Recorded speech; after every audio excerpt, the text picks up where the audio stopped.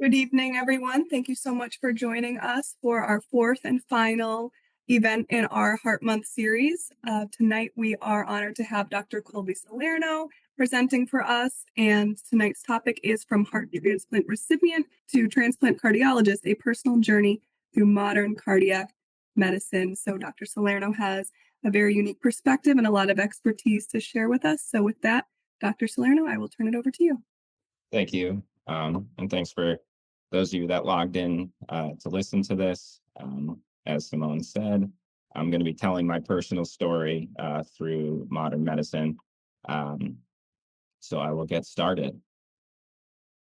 I have given a presentation similar to this before, and I like to start out with this slide. It kind of gives an idea of my current job titles. I am an advanced heart failure transplant cardiologist. I'm the director of the hypertrophic cardiomyopathy clinic here at Bay State and a newly assistant professor of medicine for UMass Chan Bay State Medical School. But my path to this role was shaped more so from my time being spent, as you got from the title, as a patient. And so I'm going to be talking a lot to start off more so from my perspective from this point in my life. And this is me, fresh out of my heart transplant when I was 24 years old. I love this picture. One, that's my mom right here that you can see. And if you pay close attention to the picture, you'll see that my mom is flexing. And then if you pay really close attention, you'll see that I'm flexing. And I feel like it's a nice image of kind of my mindset of trying to get through what I went through as a patient and kind of what led me to the role that I have today. So to put my life into a quick nutshell, mostly from a patient and just job perspective, I was diagnosed in the year 2000 with hypertrophic cardiomyopathy at the age of 12 years old. And when I was 14 in 2002, I had my first implantable defibrillator placed. And then my life was pretty much normal, other than having to quit sports at that time. I went on to college, and then I graduated from college. And in 2010, when I graduated, I did have hopes of becoming a doctor. And at that time, I thought I was maybe going to be a pediatric cardiologist because I was so impressed with my pediatric cardiologist that I kind of wanted to emulate her. But unfortunately, I started to get really symptomatic during college. And so I went and saw a specialist for hypertrophic cardiomyopathy. And he informed me that I would need a heart transplant, which was a major shock to me. I knew that I had a pretty significant heart condition, but I didn't realize that heart transplant would be on the table. And I was only 22 years old when he told me that. In 2011, while I was on the transplant list, I got even more symptomatic to the point where they asked me to stay in the hospital and wait until a new heart became available. So I spent 6 months in the hospital waiting for my transplant. And then after that 6 months, I finally received my heart. And less than 2 years later, I went on to attend medical school at the Lake Erie College of Osteopathic Medicine in Erie, Pennsylvania. Then I went through residency, did a cardiology fellowship. Both my internal medicine residency and my cardiology fellowship were completed at Bay State. I recently just left for a year and completed an advanced heart failure and transplant fellowship at Yale, and then quickly came back to Bay State and have now been in my two roles as a transplant heart failure cardiologist and the director of the HCM clinic. And doing these roles as a physician, like I mentioned, has been completely shaped by who I was as a patient. And I like to joke around, but I mean it, that I am a pro at being a patient. So when we think about, what I went through as a patient, I like to first start off by bringing up this image. If anyone's seen the movie Inside Out, this is the main character Joy holding up what's called a core memory. And I think about a lot of my colleagues who probably have a ton of core memories about medical school. And you graduate medical school and it's such like a reward after the years of studying and you pass board exams and all that. And I do have those core memories, but my memories that shaped me into a physician are more based off of the core memories, unfortunately, in a way of that I had as a patient, especially those 6 months that I spent in a cardiac ICU attached to ongoing IV medications, waiting for my heart. And so that's where I kind of talk about being a professional patient and being the best at it. So this is me. I was 23 at the time. I was told I needed to stay in the hospital, and I got to spend Christmas there and meet Santa Claus. And then this is me with my roommates at the time. They were both waiting for a heart. As you can imagine, the kind of mental strain it would put on someone of my age when these are the other folks waiting for a heart, and there's me, clearly like 40 years younger than they were at the time. And here's me celebrating my 24th birthday in the hospital. It's a birthday, obviously, that's a core memory of mine now. One, I wasn't allowed to light the candles to blow them out. And two, you'll hear a lot about what doctors can and cannot do. But my doctors were able to allow me to drink a true alcoholic beer in the hospital while waiting for a heart transplant. So, we can bend the rules, I think, sometimes if we want to. And I learned that from not for what I prescribe now, but what I learned as a patient. Here's my dad visiting with my dog. When you're stuck in a hospital for 6 months and you're 23, 24 years old, you think maybe it's a good idea to rock a mohawk. So I did that for a little bit. And you can tell that I made my room my home. And it's really messy the way like a 23-year-old's bedroom may be. And this is, we'll get into kind of some of the things that I talk to my patients about now as a doctor, but one of them is try and bring comforts from home, as I think it's really important on your, mental health as you're dealing with chronic illness. And then this is me right before I was about to be wheeled down to the OR before my surgery. And I think what's important about this picture is obviously I'm super happy I'm going to go for my heart. But this is the picture of a 24-year-old who needs a heart transplant. And I think if anyone were to see this, I look healthy. And it's a important reminder that chronic illness does not look like that picture of me intubated, after a surgery. Chronic illness can easily look like this, and it's not always visible for what patients may be going through. So, post transplant, I was able to begin my career. This is me graduating medical school. This is me presenting at the American College of Cardiology. And then this is me presenting at the Western New England cardiology conference that we do here. This picture, both sides of the stethoscope, is a podcast that I do talking about exactly what it says, being on both sides of the stethoscope as a patient and as a physician. And all of this was made possible by modern medicine, and what we can do in the year of 2026 and at that time 2012 to give me a heart transplant and give me the opportunity to hit these goals. And it allowed me to become more active. So at the time of my transplant, I couldn't walk up a staircase without feeling, like I couldn't breathe. I would get lightheaded, dizzy just for doing, small amounts of activity. I remember in college, right before I was told I need a heart transplant, I'd like be late for class and I would try and rush to class. And I would be so tired and symptomatic by the time I got to the building that I couldn't even walk into the classroom.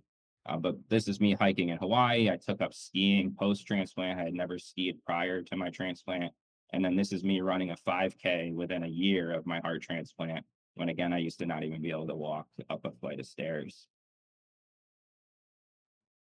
And then this one is my favorite, right? It's my transplant gave me the ability to meet my wife, get married, and have my two boys. They're a little bit older than this now, but they're twins, identical twins. That when I talk about modern HCM care, we will talk about how I know that already, even though they're so little, that they do not have hypertrophic cardiomyopathy. And so transplant care to this day has given me like my life back. HCM care outside of transplant can also give patients the ability to do exercise and activity And so that is, now that I'm on this side of things, what I am trying to give back to my patient population. And so that's kind of what we're going to get into. And I have a unique way of getting to relate to my patients, because this is me in the same week having a cardiac stress test done on myself as a patient, and me overseeing the cardiac stress lab literally within the exact same week this was occurring. So I truly get to understand what my patients are going through, because although I am doing well from a medical standpoint, I have constant follow-up, constant medications that I need to take. So in order to do that, now I'm going to switch over to more of a teaching role about kind of where we're at in the modern treatment of hypertrophic cardiomyopathy and advanced therapies that we can offer patients with end-stage heart failure. So hypertrophic cardiomyopathy, we know it as a heterogeneous monogenic heart disease. It's been studied for now over 60 years, and it's recognized to be a formant cause of stroke due to AFib, arrhythmogenic sudden cardiac death, and heart failure. I have an asterisk up here by monogenic. This means caused by a single gene mutation. And we as physicians now are looking back at this, and we have all these patients that are coming and clearly have hypertrophic cardiomyopathy by imaging, but only about 40 to 50% of our patients are found to have a gene mutation. And so the thought is that there likely is something other than a single gene mutation, or just don't know nearly as much of the gene mutations as we would like, or there's a polygenic, meaning there's like possibly small gene mutations happening in multiple genes that lead to us finding the phenotypic, meaning the type of imaging that is consistent with hypertrophic cardiomyopathy, which we'll talk about a little bit more. And so it's all over the country. It's every country that it's been studied in, it's been found. It's a very common genetic heart disease. We believe it's in at least 1 in 500 people have this disease, but it's possibly as prevalent as 1 in 200 people. What's good about it is that we've gotten to a point now where the prognosis is pretty favorable. With the majority of patients with hypertrophic cardiomyopathy living their life expectancy is the same as the general population. Obviously, there's a small percentage where they have severe disease and they have, significant heart failure, need heart transplants, etc. But overall, I tell my patients when I diagnose this, that the goal is for them to live with the same prognosis as everyone else. And the reason we're so good at this is because we now know what the sudden cardiac death risk factors are in these patients. And in those patients, we give them defibrillators as soon as we can find one of those findings. And then, if the defibrillator is like an insurance policy, to shock the heart back into normal rhythm if they were to have a lethal abnormal heart rhythm. We diagnose HCM by ruling everything else out first. So there's many causes. So hypertrophic cardiomyopathy is wall thickness of the heart that's due to an issue with the sarcomere, which is the main cell of our heart muscle. But there's a lot of things that can cause the heart walls to thicken, including if you have longstanding hypertension, if you have stenosis of your aortic valve, or if you have proteins or other type of material that can infiltrate your heart muscle and thicken it and weaken it over time. We diagnose this if you have a wall thickness of 15 millimeters, typically in the septum, but it could be any part of your heart. But this is all in the left ventricle, the main pumping chamber of your heart. And we can do this by imaging. The mainstay of diagnostic workup for these patients is with an echo. My patients get an echocardiogram every year if they're diagnosed with this. And then they get a cardiac MRI every 3 to 5 years, which allows me to get an even closer look at their heart muscle and see if there's any scar buildup over time. This is just a good illustration from Barry Marin and his team, who's now at Leahy Clinic out in Boston.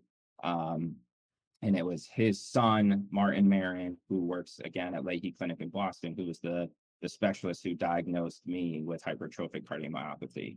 And just as a cool aside, it's like really rewarding for me to now do hypertrophic cardiomyopathy care at Bay State because, for example, 2 days ago on my drive home, I got to call Dr. Marin and just review a case with him and see his thoughts and get to bring that type of care to our patients here in Western Massachusetts. But this is just showing that 125 countries involving 90% of the world population, we have found this disease. It is not, there's no gender, no race, or anything that's more specific for this disease. And so, how do patients present? Their clinical manifestations. It is so variable that it makes it very difficult. I think anecdotes are fantastic. So, I was diagnosed initially with asthma, and I never had asthma. I just had hypertrophic cardiomyopathy. And I just met a very young patient at Bay State who also was told that he had asthma for the last 10 years. And I told him that I do not think he has asthma because he definitely has hypertrophic cardiomyopathy.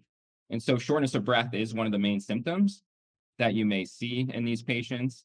Lightheadedness and dizziness is also very common, especially for patients who obstruct. So what can happen with hypertrophic cardiomyopathy is the thickening of the heart muscle and one of the valves called the mitral valve, they can interact and severely obstruct blood flow as it tries to leave your heart. And those patients we call obstructive hypertrophic cardiomyopathy. And there's a whole subset of patients who have non-obstructive hypertrophic cardiomyopathy, which interestingly enough is much more difficult to treat, and is actually the subset of patients I found myself in.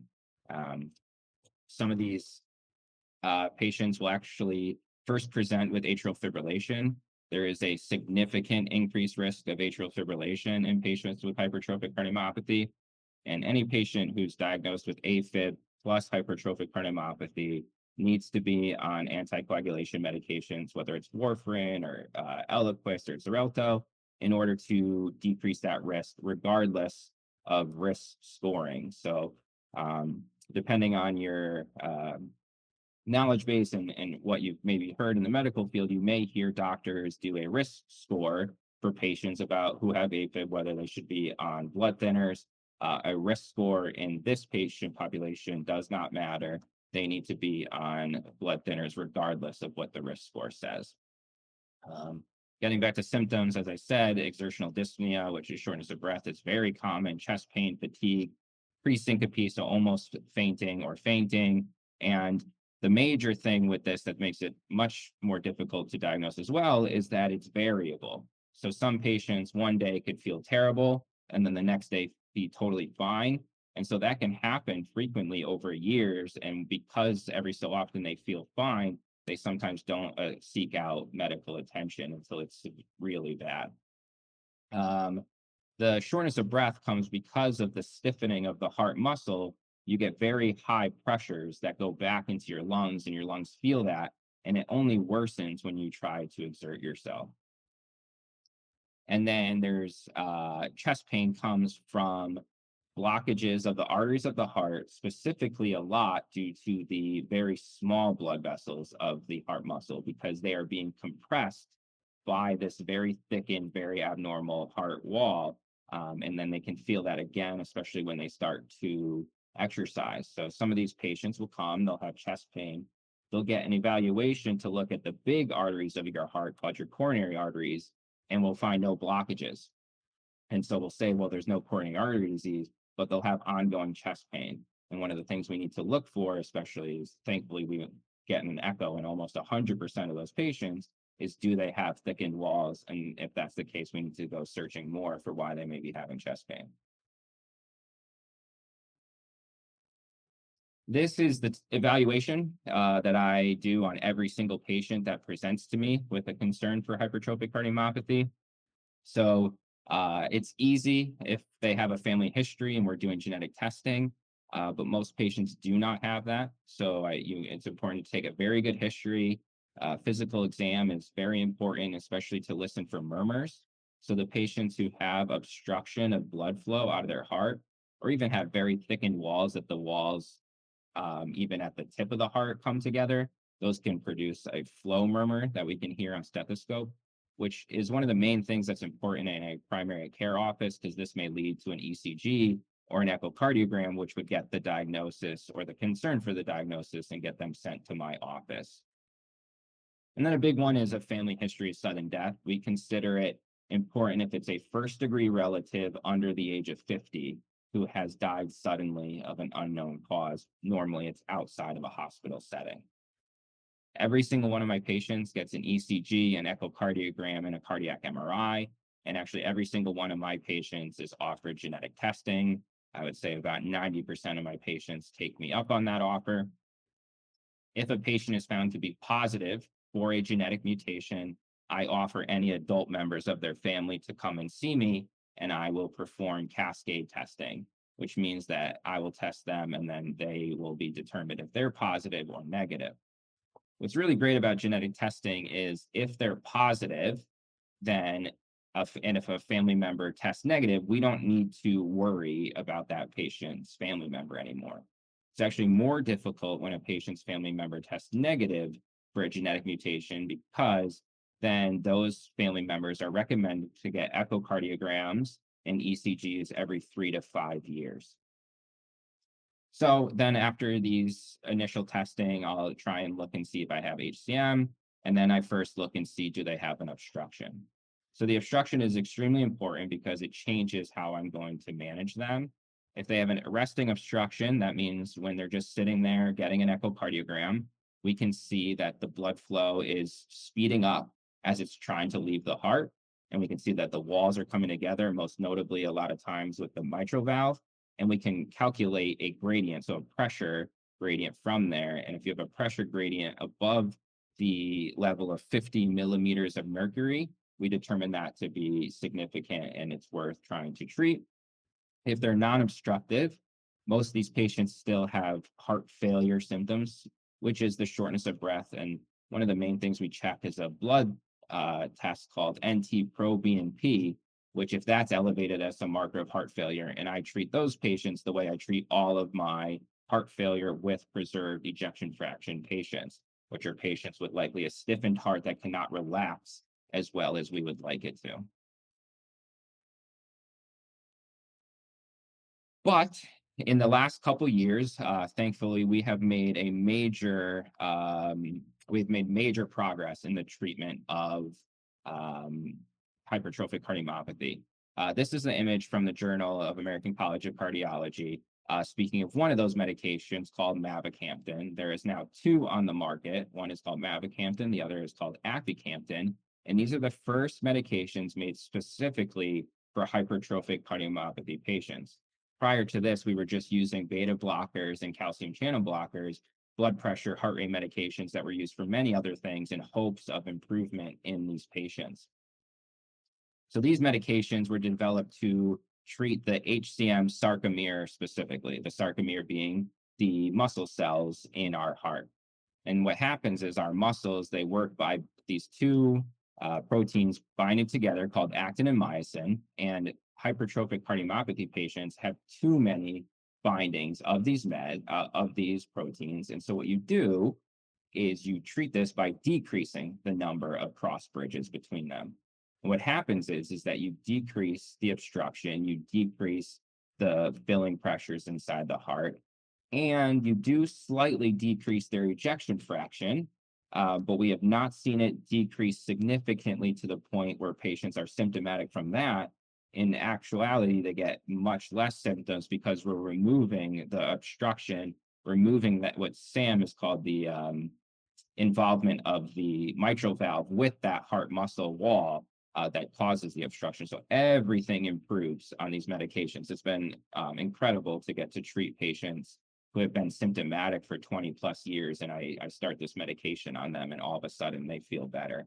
So we'll get a little bit more into what this means. So these are the two medications, mavacamten and aficamten, and they work, like I said, we have in hypertrophic cardiomyopathy, you have excess of these myosin heads, which is parts of your heart muscle that are in an odd state too much, and we need to decrease this.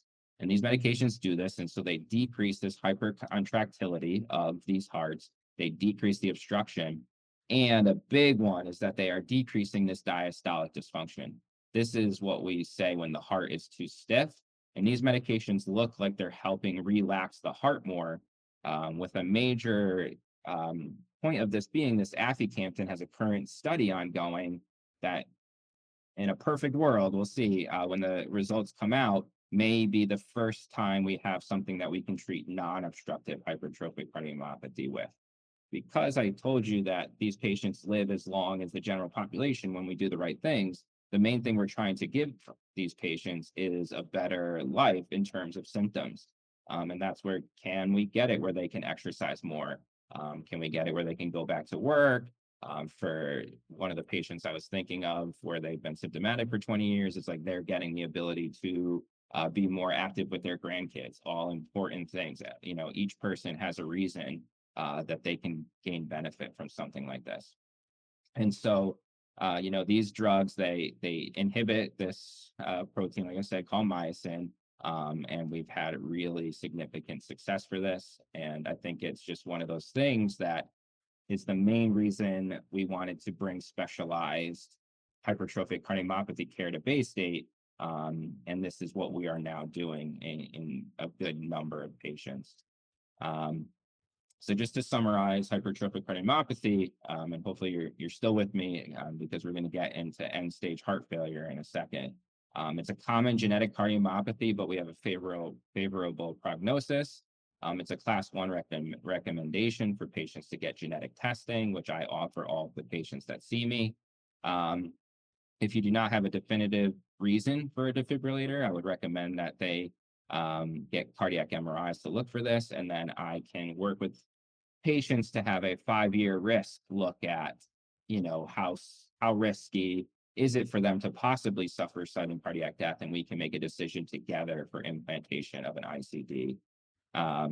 In select patients, myself included, who have hypertrophic cardiomyopathy and symptoms of end-stage heart failure, transplant is still a very viable option. For those who may be wondering, we have a very strong relationship now at Bay State with Beth Israel Deaconess Medical Center in Boston, who's been doing a great job providing transplant to patients in our area. And one of the things, if you were to Google HCM, you may see it listed as like a major cause for sudden cardiac death in young athletes.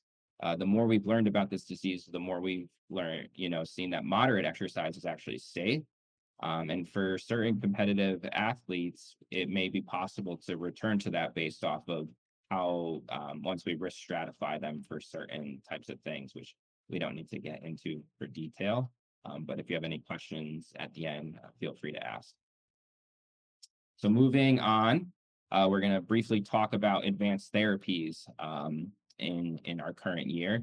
So if a patient's come to see me and I have concerns that they have reached end-stage heart failure, I can offer them 2 life-sustaining options. One being an LVAD, a left ventricular assist device called the HeartMate 3. This is the only device that we currently offer patients. There used to be earlier versions of LVADs, but this one has become far superior to those, and so this is the only one we use. And then obviously heart transplantation. So the question is like, which patients need this? We have this mnemonic that we use. This is mostly a mnemonic that's given out to medical students, residents, general practitioners as a marker of like when they should call someone like myself. And it's nice and easy because it's I need help. And so we'll go through that because these are the patients that we see that should be considered for advanced therapies. So the first is inotropes. Inotropes are special medications that make the heart squeeze stronger to try and help these patients with severely reduced pumping function of their heart. So levosimendan is only used in Europe. We do not have that currently. Dobutamine and milrinone are the main 2 that we use. And I think it's always fun to relate this back to myself.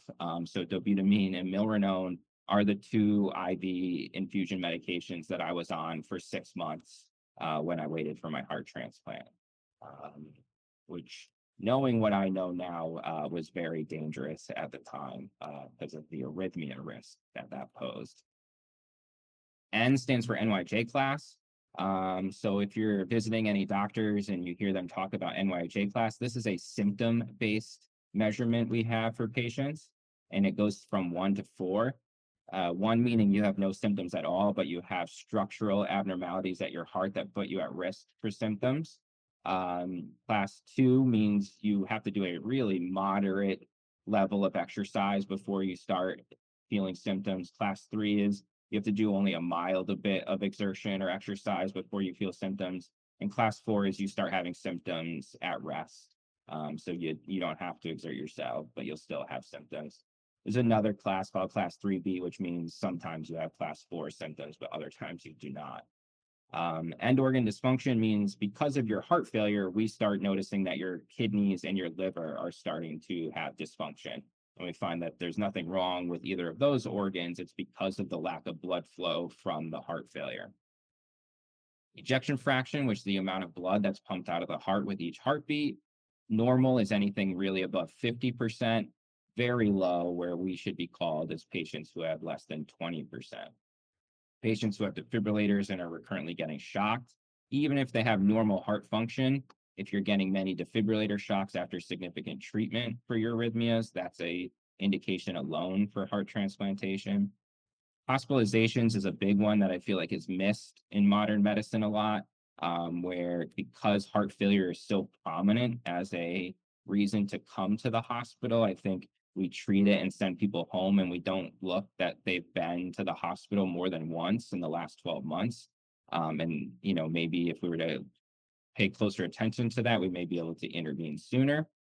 Edema or escalating diuretics means, for patients coming into my office who consistently have fluid buildup in their legs, and I'm increasing their diuretics, the medications to make them pee, and they're just not seeing improvement, that's a concerning sign to me. And then low blood pressure and prognostic medication kind of go together. So if I'm seeing patients with known heart failure who had been doing very well, and all of a sudden I'm needing to remove medications because their blood pressure is too low, that's a sign to me that I need to do more to evaluate them if they may need a transplant or an LVAD. And so the question then becomes, and one of the most difficult parts of my job actually is deciding what to offer a patient. And should I offer them a transplant? Should I offer them an LVAD? Or should I offer them either? Because both of them are such big tasks for the patient to take on themselves. There's really a lot that has to go into this decision making, which is why no doctor alone, I never make this decision by myself. It takes a village to make this decision. So first, we have to decide on their age. Around 70 years old, transplant centers start to determine, if is it worth it trying to do a transplant.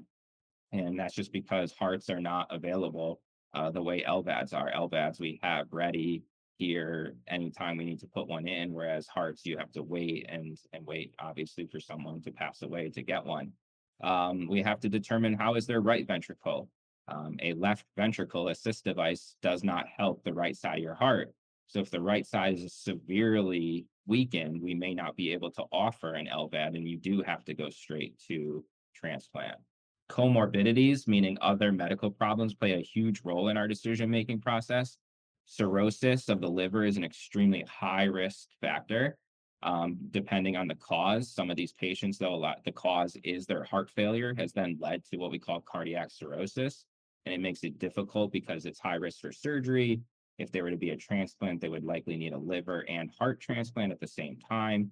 And so we tend to, because of the risk of surgery and high mortality, we don't typically offer LVAD to patients who have cirrhosis.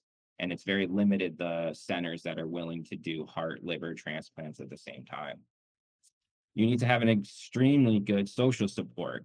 Unfortunately, these two options are not set up for people who do not have the social support in their lives. It's just something that you really cannot undertake on your own. And so we really try and nail down a family member or even like a very good friend who really will tell us that they're willing to support this patient through this. We do ask for family input, and then, it says cause of acute shock, but the real thing is what's the cause of the heart failure? Is it something that we can treat that and we're not treating it well enough that can maybe prolong this or avoid this? Or is it something that's going to, be a problem very quickly and we need to move fast? Here's some of the indications and contraindications for doing LVAD treatment. So when we look at LVAD patients, we need to determine three things. First, is this going to be a bridge to transplant, meaning we put in the LVAD, but we hope to be able to offer them a transplant one day? This one example of this would be somebody who is actively smoking, and we do not want to give them a heart transplant because the risk of lung cancer, coronary artery disease, and things that come with smoking. But we want to give them a chance, so we give them an LVAD. They, show that they can quit smoking, and then in the future we can offer them a heart transplant. Bridge to recovery is not one that is seen a lot, but it's definitely something that can be done, which is where you place an LVAD with hopes of one day explanting the LVAD. Again, not done often, but certainly something that can happen. For example, if somebody has severe myocarditis, inflammation of the heart, the hope is that can recover and you can take the LVAD out one day. And then what we do here at Bay State, many times, is destination therapy. And so this is patients who were deemed not eligible for transplant, and we are going to put the LVAD in, and they're, going to survive on the LVAD for the rest of their life. And we'll talk about how long that is in a future slide. These patients, in order to get an LVAD, you need to have an ejection fraction less than 25%. And like I said, you typically have NYHA class 4 symptoms, which, if you remember, are patients who have symptoms at rest. Contraindications: irreversible end organ damage, active infection, and severe RV failure. Infection is a major problem when you're putting hardware in someone's body and they have an infection. The bacteria can easily infect the LVAD itself, and then unfortunately that can cause significant morbidity, and mortality to these patients. And as I mentioned, irreversible end organ damage like cirrhosis, we're very hesitant to be able to offer patients LVADs, unfortunately. Obviously, if we could offer them to everyone, we would, but there's just a lot that goes into this decision making. And the severe RV failure, right ventricle, meaning we can only support the left side of the heart with this device. Therefore, we need the right ventricle to be at least moderately okay. And then for heart transplant, it's a little different. The indications are if you have end-stage heart failure refractory to all therapies. So these are the patients where we're trying to put them on oral medications and we're failing. Even some of the patients who are on the medications but continue to report symptoms to us, we will do something called a cardiopulmonary exercise stress test, which is where they have to breathe into a mask while riding a bicycle.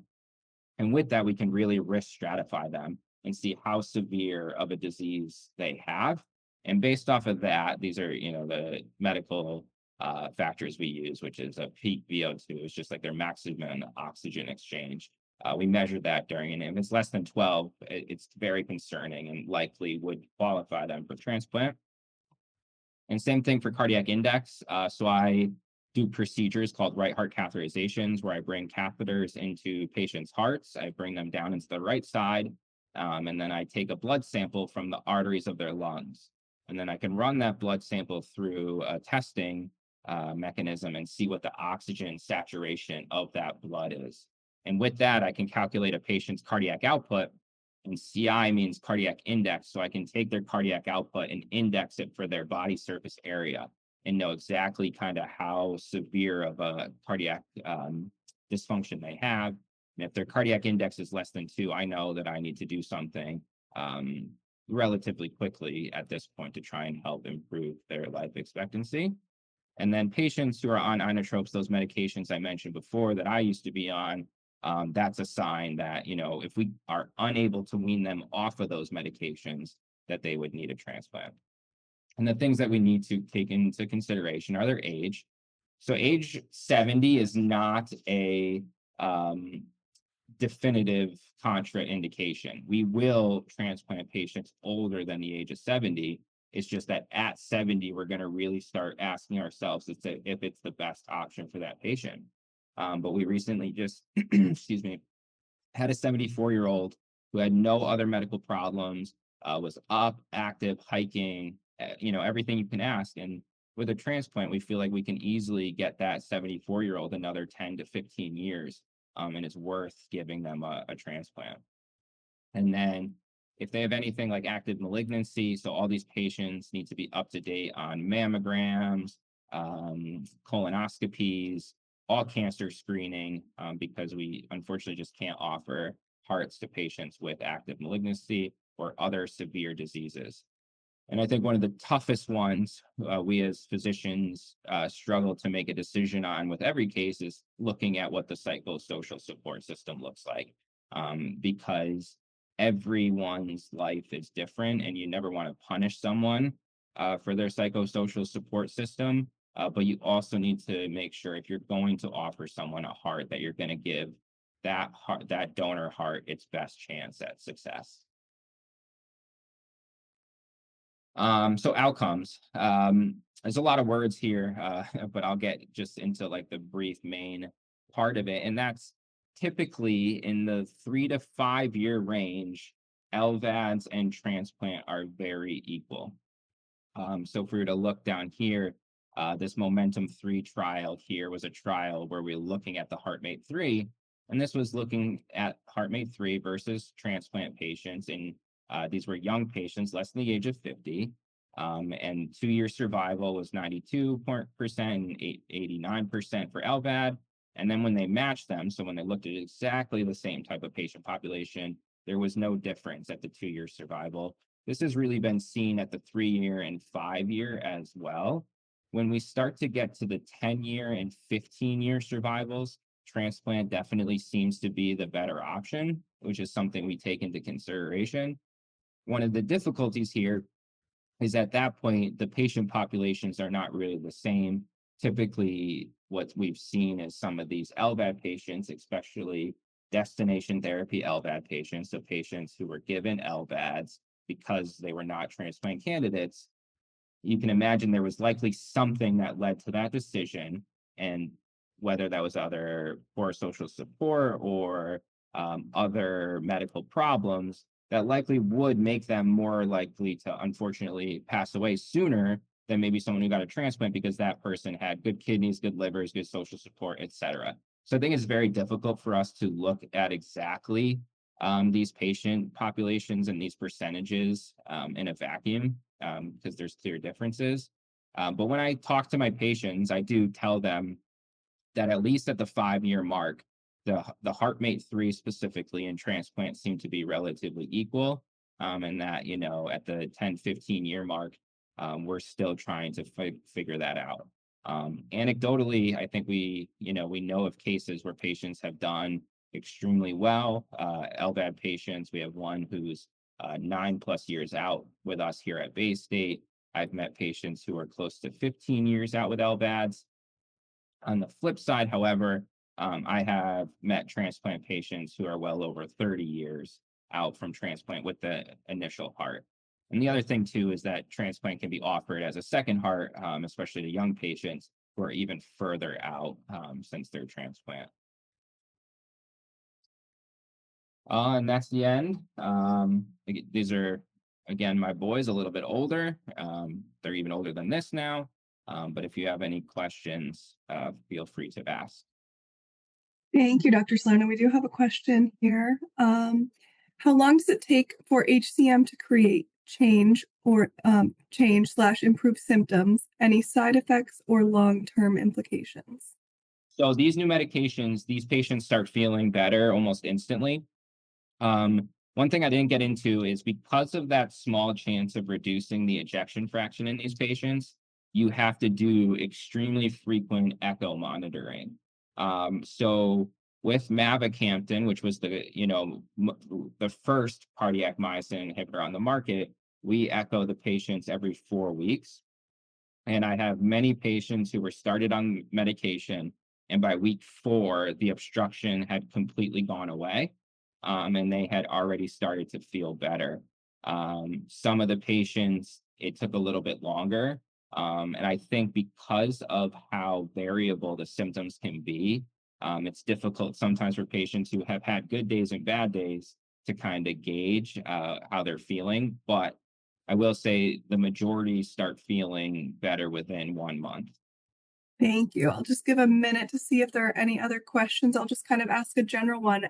When you were a patient, is there anything specific you can think of that your doctors told you that either, provided comfort or maybe you feel like it kind of set you on the path that you went on? Is there anything kind of specific stories that come to mind? Yeah. So one is for Dr. Marin, who told me I needed a heart transplant. The day he told me I needed a heart transplant, he came in. I was with my parents, and he had this like poster board of explaining hypertrophic cardiomyopathy, and then told me that I needed a transplant. And what he did then was he left and let me and my parents kind of digest the fact that he had just told us that. And thankfully, then came back. And I thought that was a really nice kind of behavior. But I've been to his clinic, and he has a lot more support staff and like time that's been allocated to him because he's one of the world's most well-known and experts in this disease, that I'm not sure I could use that same technique in my clinic. But I have tried. It's just we're limited by some space and time constraints that he thankfully does not have. Yeah, thank you for sharing. There was a follow-up to the first question about any side effects and long-term implications for the HCM meds. Yeah, so we're still obviously going to need to learn more about the long term. We have data out a little over 3 years now. And from that, it doesn't appear that there's long-term side effects that are concerning. What's really good about this is that for the patients whose ejection fraction does drop below 50%, as soon as we remove the medication, the pumping function returns to normal. Um, and so that's really good for those patients, knowing that the heart failure or reduced ejection fraction is not long term. The one thing we don't know is 5, 10 plus years on these medications, how are patients going to do? Because on the flip side, we know if we stop these medications, the obstruction comes back and the symptoms come back. So these patients will need to be on these medications for life. And I still think we're going to need to know. And thankfully, the two companies that make these medications are going to be studying this forever. So in 2+ years, we'll have 5-year data, and we'll continue to get this data in and make sure we make changes. But we plan to follow these patients with minimum 2 echoes a year to make sure we don't miss something. For my patients, none of them have reported any significant side effects actually to these meds. Some of them had um, I've had one develop the reduced pumping function, but that her pumping function returned to normal when I stopped the medication. And I was actually able to restart it at a lower dose without ongoing pumping dysfunction. And then HCM kind of has its own symptoms. And from what I've seen, my patients are just reporting symptoms from HCM itself and not the medications. Thank you. Another question, how long have you been using the newer version of the LVAD? I mean, my whole career as a cardiologist. So I can't remember. So there was a HeartMate 2 before the HeartMate 3. Again, the reason I don't remember is because we've only been using HeartMate 3 since I've been practicing. Now, I've only been an attending cardiologist for less than a year, but throughout my fellowship, so I would say at least the last 5 years, there's been no HeartMate 2s implanted, just HeartMate 3s. Thank you. Question, were you on anti-rejection drugs for the entire 6 months prior to transplant? Not anti-rejection drugs prior. I was on inotropes, so I was on those continuous IV infusions that helped my heart squeeze more to try and increase my cardiac output. Um, that was part of criteria of being listed at the top of the transplant list is that you had to be on those medications in order to stay on the top of the list. If they had taken them off, unfortunately, I would have dropped further down the list. And so that's why I had to stay in the hospital, had to stay on those medications. If you know what a Swan-Ganz catheter is, the big yellow catheter that goes in the neck, I had to keep that in for the entire 6 months as well. Um, Looking back on it, it was, extremely painful time, but worth it to get me where I am today. Can you talk a little bit about the recovery process, how long and what that process is like after transplant? Yeah, it is extremely different for each patient. I was ready to go home within 10 days of my transplant, but I was someone who was only 24 and I was up walking around the hospital unit every day, just doing laps to keep myself like somewhat fit prior to going in. As you can imagine, if a 60-year-old or a 70-year-old goes into open heart surgery, or if they have had open heart surgery before and this is their second or third one, which does happen, that increases the risk of the surgery, the time of the surgery. And so those patients can stay in the hospital much longer and have to go to a rehab facility to kind of get stronger before going home. I would say on average, we're looking at a 2 to 4 week time period in the hospital prior to going home, with some patients being able to go right home. Those are typically the younger patients, with our older patients typically having to go to a rehab facility first. I would say, though, most all of them within 6 months have improved significantly from where they started. Are you aware of any support groups for people in heart failure or waiting for transplant? We have a support group here at Bay State for our LVAD population. We do have support groups. So we, like I said, do our transplants with Beth Israel. And so Beth Israel has resources to give, patient support groups as well. Um, I don't attend support groups, so I can't talk from personal experience, but I do know that my transplant center sends me constant invitations that like they're available for me. So I know transplant centers are extremely good at reaching out to patients and bringing them to support groups if they need to. There's a ton on social media that you'll find.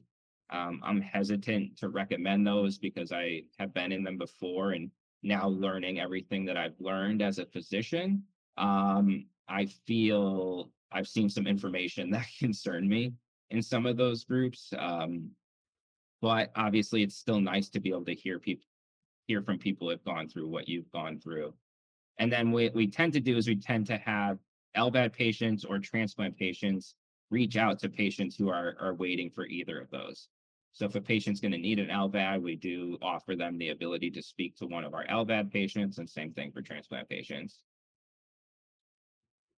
That's great. And speaking of support, another question, you mentioned the support network several times. What's required of them after surgery? So typically, especially for our LVAD patients, we do not want them to be home alone right away. So we want someone there with them. Then we also need them to have a driver. So you cannot drive right away as well to these initial appointments. It's very tough for our Western Mass population, who we send for transplants in Boston, to do this, and we're continuing to work on this as a department. We're pretty soon hoping to bring a true like post-transplant clinic to Bay State, to offer all the post-transplant surveillance that comes with heart transplant here at Bay State, and that includes cardiac catheterizations, echoes, even heart biopsies here as well. But we're in the very early stages of that. Um, and then it's a lot for a single person to take on, remembering the medications, trying to learn how to, so medications for transplant specifically. On the other hand, trying to learn how to change your dressing, your wound dressing for your LVAD site, and learn the controller for the LVAD. It's really, not easy for a single person to do. I barely know how to use the LVAD controller, and I'm around it. Granted, the patients who are a few months out, they're experts on using it, but initially it's not easy. Thank you. And there was a question about the continuing medications that you or someone might need to take. Yeah, so we'll talk about all three. So first, HCM patients, like I said, if they respond well to a cardiac myosin inhibitor, they're on those for life. Myself, I am on um, immunosuppression for the rest of my life. So even though I am coming up on 14 years since my transplant, if I were to stop my medications, my heart would eventually fail. My body would reject it. And so one of the main things we have to tell transplant patients, especially the ones who are feeling so well, years out, they may think that they do not need the medications, but unfortunately, you do. Um, and so um, those medications are for life. And then LVAD patients, typically, the only one that's like a definitive need to take is a blood thinner, because LVAD comes with a stroke risk because it is a device that's made out of metal parts, etc., that sits inside your heart, so clots can form on it. And so to avoid that, we use warfarin or Coumadin. Thank you. And then we just had a question, which I can answer if there'll be a link available. So we will have this available online, and I will send the link out to anyone who registered for the event. And then we'll just end on a comment just about how you're a great role model and a great lecture. So I'll echo that and thank you to everyone for participating. And thank you very much, Dr. Salerno, for presenting this evening. Yeah, thank you for letting me do this, and thanks for all who attended. Bye. Have a great night.